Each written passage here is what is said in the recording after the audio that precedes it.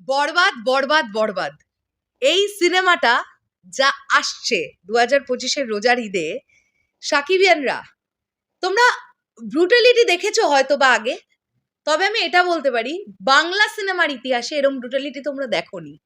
এই আশ্বাসটা আমি তোমাদের দিলাম। আজকের ডেটটা মনে রাখো, আজকে 20শে নভেম্বর। আমি ভিডিওটা শ্যুট করছি ইন্ডিয়ার টাইম অনুযায়ী সকাল 9:15। তোমরা হয়তো অনেকটা পরে গিয়ে দেখছো, কেননা আমার আজকে কলকাতা যাবার আছে। বিষয়টা হচ্ছে বরবাদ সিনেমা নিয়ে শুধু ওপার বাংলায় নয়, মানে আমি শুধু বাংলাদেশের কথা বলছি না, এপার বাংলায় পশ্চিম বাংলার বেশ কিছু প্রযোজকের মাথাটি খারাপ হয়ে গেছে পার্টিকুলার বরবাদের একটি সিন দেখে।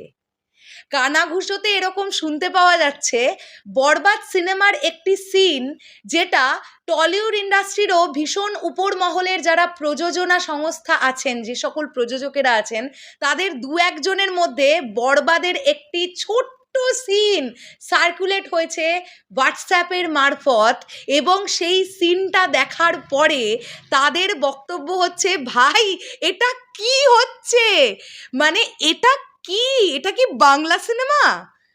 আমি তোমাদেরকে বারবার করে এটাই বলবার চেষ্টা করছি, নিজের চোখের সামনে গিয়ে আমি এবং তোমাদের সৃঞ্জয়দা দুজনে চোখের সামনে গিয়ে বরবাদের শুটিং হতে দেখেছি, এমন কিছু দৃশ্যায়ন দেখেছি, সত্যিকারের দেখেছি, মনিটর থেকেও দেখেছি। সত্যিকারের তো শটটা দিতে দেখেছি ভাইয়াকে, এবং মনিটর থেকে তার ফিডব্যাকটা দেখেছি। সেটা ফিডব্যাকটা দেখার পরে না লোমকূপ খাড়া হয়ে গেছে ভাই। বাংলা সিনেমায় এরকম ব্রুটালিটি এর আগে কোনোদিনও কেউ দেখাতেই সাহসই পায়নি, দেখানো তো দূরে থাক, ভাবতেই পারেনি যে এরকম করে দেখানো যেতে পারে। তো জানতে পারা যাচ্ছে এরকমই একটি ছোট্ট সিন দেখে কলকাতার বেশ কিছু প্রযোজনা সংস্থা তারা এবারে মরিয়া হয়ে উঠেছে সাকিব ভাইয়ার সঙ্গে তাদের স্কেডিউল চাই। মানে এরকম বিষয়টা দাঁড়াচ্ছে যে সাকিব ভাইয়া অ্যাডভান্স মানি হিসেবে যতটাই চাক ততটাই তারা সাথে সাথে দিতে রেডি আছে, কিন্তু সাকিব ভাইয়ার স্কেডিউল চাই। কিন্তু সাকিব ভাইয়ার পাইপলাইনে অলরেডি 3-4টে সিনেমা পাইপলাইনে লক করা আছে, তো সেগুলো না করে তো ভাইয়া এইভাবে স্কেডিউল দিতে পারবেন না।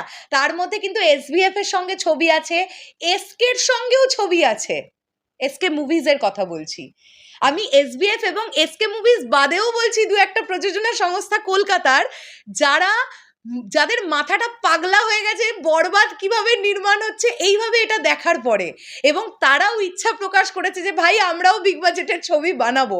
কেন বানাবে না? যখন তারা জানে যে তারা যে টাকাটা লগ্নি করবে সেই টাকাটা বক্স অফিস থেকে তাদের পকেটে ফেরত চলে আসবে। এছাড়া তো গানের rights, OTT rights, satellite rights ইত্যাদি ইত্যাদি তো ছেড়েই দাও। তারা এতটা লাভবান যখন হবে, তারা কেন বাজেট খরচা করবে না? যে মানুষটিকে দিয়ে টাকার রিটার্ন আসবে সেই মানুষটার পিছনে ডেফিনেটলি তারা বিনিয়োগ করবে। তো তোমাদেরকে এই আপডেটটাই এখন জানালাম, এটা থেকে তোমরা বুঝতে পারবে যে বরবাদ সিনেমাটা মেগাস্টার সাকিব ভাইয়ার একটা অন্যতম সিনেমা হয়ে থাকবে, যে সিনেমাটা দৃষ্টান্ত দেখি আমরা প্রত্যেকজন বাঙালি সিনেপ্রেমী মানুষ, আমি ওপার বাংলা এপার বাংলা মানে বিভেদ না করে বলছি, প্রত্যেকজন বলতে পারবো যে ভাই বাংলায় এরকম একটা সিনেমা তৈরি হয়ে গেছে যা আমরা স্বপ্নে কল্পনা করতে পারি না। এরকম ব্রুটালিটি, এরকম ভায়োলেন্স বাংলা সিনেমায় দেখিয়ে দিয়েছে ডিরেক্টর মেহেদী হাসান হৃদয়। ফ্যান্টাস্টিক হবে বরবাদ, জাস্ট ওয়েট অ্যান্ড ওয়াচ। একটু দরদের হাইপটা নামুক, দেখবে বরবাদ টিম তাদের প্রমোশন স্টার্ট করে দিয়েছে। কারণ এবারে কিন্তু রোজার ঈদ একটু আগে পড়েছে, আমি যদি ভুল না করি মার্চ মাসের শেষের দিকেই ঈদ পড়ে গেছে। তো টিমের কাছে কিন্তু এখনো ডিসেম্বর, জানুয়ারি, ফেব্রুয়ারি 3টে মাস সুন্দর টাইম আছে, তারা পোস্ট প্রোডাকশন করতে পারবে।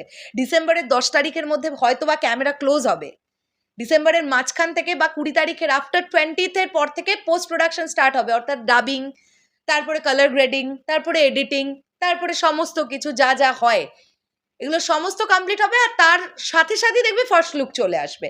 বরবাদ টিম শুধুমাত্রই দাঁড়িয়ে গেছে দরদের জন্য, তারা ফার্স্ট লুক দিতে পারছে না। ফার্স্ট লুক আজকে থেকে নয়, অক্টোবর মাস থেকে তাদের কাছে রেডি হয়ে গেছে।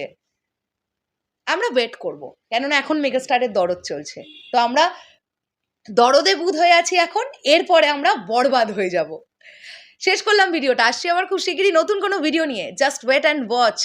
শুধুমাত্র SVF আর SK মুভিজই নয়, কলকাতার আরও কতগুলো প্রযোজনা সংস্থা খুব তাড়াতাড়ি সাকিব ভাইয়ার সঙ্গে চুক্তিবদ্ধ হবেন।